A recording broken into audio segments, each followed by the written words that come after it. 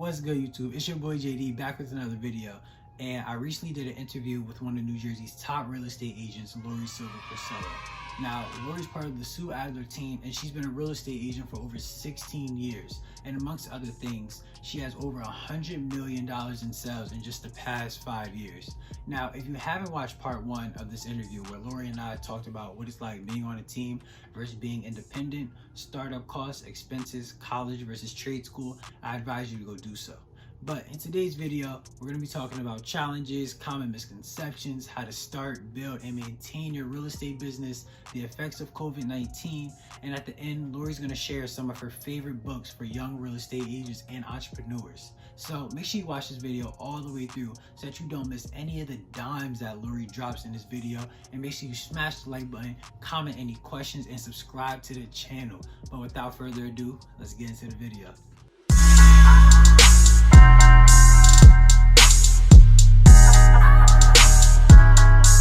For say someone that's like committed, what are kind of like those issues or challenges that are definitely going to come up as they go along? So it's a tough business. It's you're dealing with for the most part, it's probably the largest asset that somebody has or will have. So there's a lot of emotion involved. There's a lot of uncertainty. There's a lot of fear. So I've said that I should get an honorary PhD in psychology from doing this for so long, because there is a huge piece of that where you're for maybe a short window of time, but you get into people's worlds in a very intimate way, and you kind of see the dynamics of people's relationships, and it's kind of sometimes there are things you hear or people say in front of you that you don't necessarily want to. It's a tough business. It's not this isn't rocket science. It's not hard, but it's you have to be consistent. There's consistency, and you have to sort of develop a thick skin and be able to hear no a lot. That must take a long time to kind of get used to. So then when you're like generating like your leads or anything, or however you do get your leads, it's like you then would contact those leads, and then most of them might say no, you're really just kind of waiting for that one yes? Or is it like kind of different? So it's a combination. Sometimes people hang up on you and don't even let you get 2 words in. Okay. Sometimes they're nasty first, and then they hang up on you. And then, very often you're just making a lot of calls for people who aren't ready, willing, or able at this point in time. But you want to build a pipeline anyway. So yeah, it's about putting as much, putting the time in, because the more consistent you are with the activity, the better the results. It will happen. I mean, there's real estate, even in the worst markets, it's never at zero. There are always homes that are selling.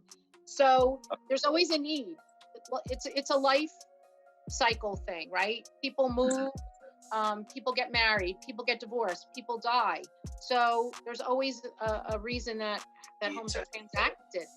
So absolutely, it's I would say you just you're going to have days or moments where you just want to pack it all in, and you just have to, it's like anything else. You give yourself that pity me moment, and then shake it off and move on, because when you have that win, it feels so good. And you got to remember, and once you build the momentum, what happens is the no's or the deals that maybe fall apart don't mean as much to you, because you have enough that it's okay. You just move on to the next one.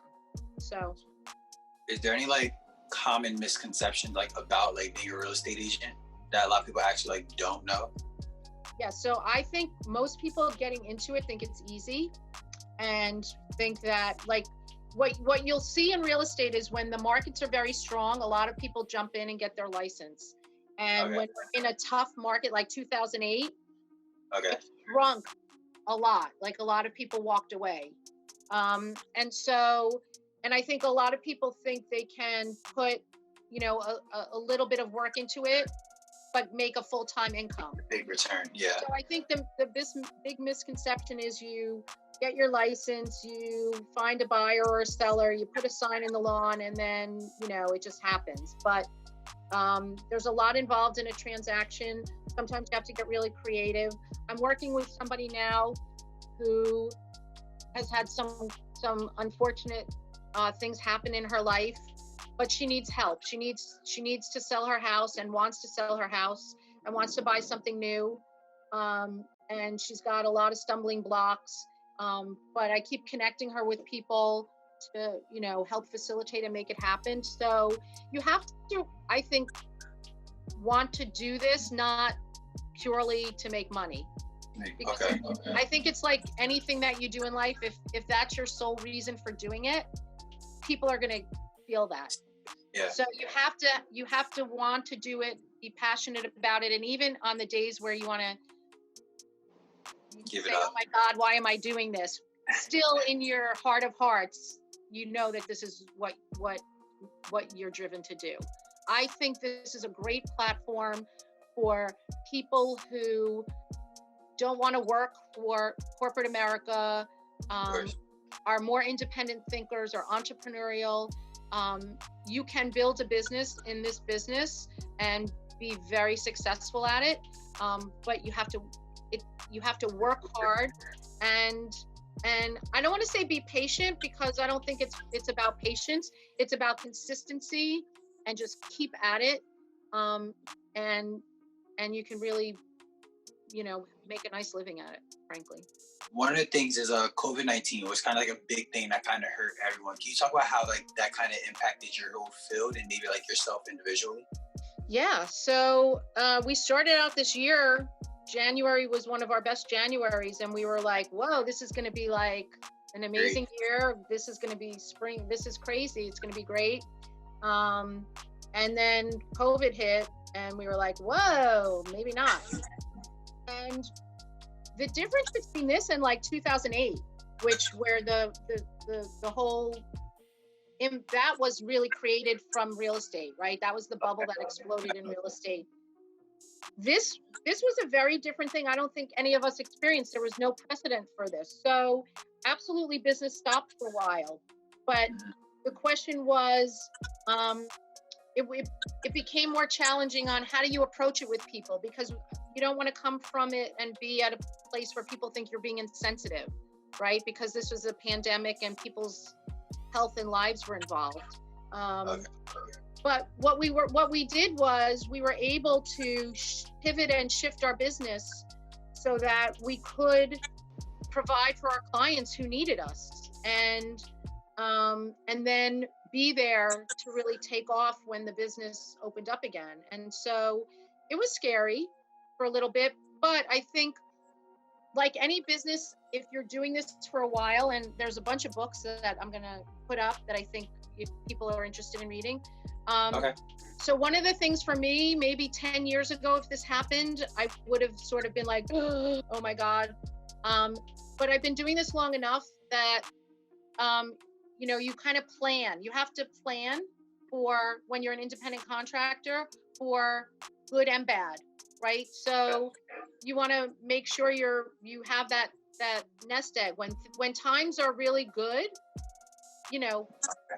sock it away a little, so that when things happen, because real estate's cyclical, and when your year maybe isn't so good, or something happens that you don't expect, that you have that cushion for it. Thankfully, in this case, the government did have some programs in place for the first time ever for independent contractors. So, we were able to benefit some from that. But we basically sort of reached out and we're on the phone a lot, talking to people to understand, what they needed. What did they need from us? And that's really how we crafted, what all the things that we started to do from a virtual perspective, because we did have people whose homes were under contract and needed to close, and either needed to find a place to go or had to be out. It was, and it got, so we were just very involved with our resources, our title companies, our attorneys, to make sure that we were on top of understanding what we could and couldn't do. Okay. So, but thankfully it was a small window, but we're prepared if it happens again. That's for sure. Hopefully it won't. Yeah. So definitely with real estate, it's kind of more so of like a need-based business. So you kind of really don't really know when you're going to get that next sale, basically, because if you sell one today, you might not get that next sale for a couple of months. So you need to have like that money stashed away so you're okay, correct? Yeah. So at least in the beginning, I mean, for me now, I've built my business to where it's consistent. I keep a whiteboard of my coming soons, my actives, my under contracts. And if I see my pendings start to shrink, I freak out. Like, I need to know. Okay. So that there's always consistency. I close homes 12 months a year. Like, there's a lot of, when you first start, you kind of feel like it's spring season, if I can build it up. And then after you close all of that, you're sort of waiting in 3, 4, 5 months. But if you do it right and do it with consistency, then you won't have that issue. So one of my last questions is just for someone like me, like still in college, or even some people like fresh out of college, they can then go about getting into the real estate market. Yeah. So a couple of things. So I wish I started real estate right out of college. Okay. It's a great career. Join a team. I think that's the best way to start, and either stay on or, learn all you can and go off and do your thing. But I do think that's a great way. Think about investing in real estate and making your money work for you. So not just be the salesperson, but follow what you do. And we can do a whole other podcast on investing in real estate, because there's so many different ways to do it. And I highly, especially as a full-time realtor now, there are a lot of tax advantages. There's just building wealth in real estate, I think is something that everyone should do, whether you want to become a realtor or not. And like you said, find a mentor, talk to people, read. So here I'm going to show you a couple of books that I think, and so The Millionaire Real Estate Agent is a great book. I actually have one that I have bound because I read it so many times, and I have clips and notes. It's a great book to start out with. Atomic Habits, whether you're going to do real estate or something else in your life, this is also a great book. This just talks about and helps you with the consistency and breaking it down to such little pieces that it's almost impossible to not get better at whatever it is you want to get better at. There are two other, there's a whole bunch of the Millionaire Real Estate Investor and Hold. So those are some as well. But two other authors I love, Tom Wheelwright. Okay. He talks about tax-free wealth. He's a brilliant guy. I recommend anything he's written. Listening to books, if you hate reading because you feel like these are dry, listen to them. It's so much easier to absorb them, and listen to them with a group. Like, start a book club with some friends, and like do those books and start talking. If you want to get together with a group of friends who are all interested and start maybe investing together on a small scale.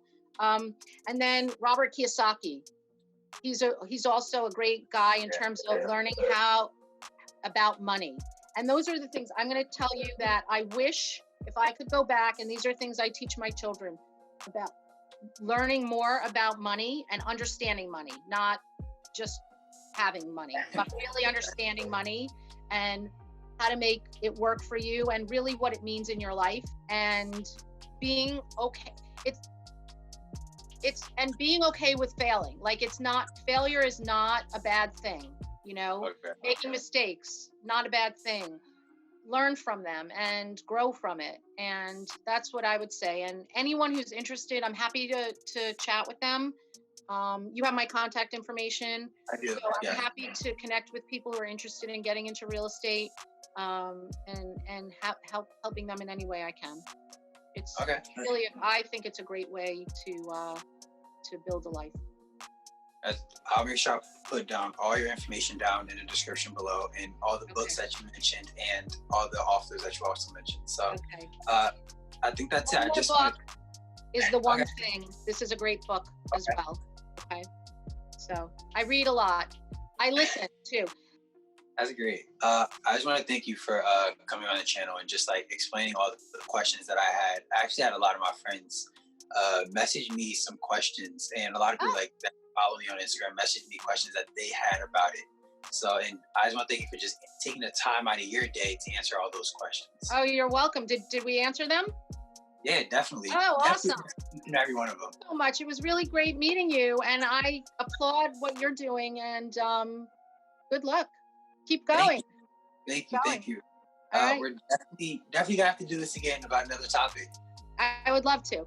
Alright, so if you enjoyed this video and the interview as a whole, make sure you smash the like button, and I also want you to comment down below any other careers or someone in another field that you would like me to interview, so I can uncover what it's really like to be in that field. Also, comment any other questions that you have for Laurie or myself, or feel free to contact us. And most of all, make sure you subscribe to the channel so that you can join the Real JD family and turn on those post notifications so that you don't miss a video. Also, go check out a couple of my previous videos. So I'm the Real JD, and I'm out of here.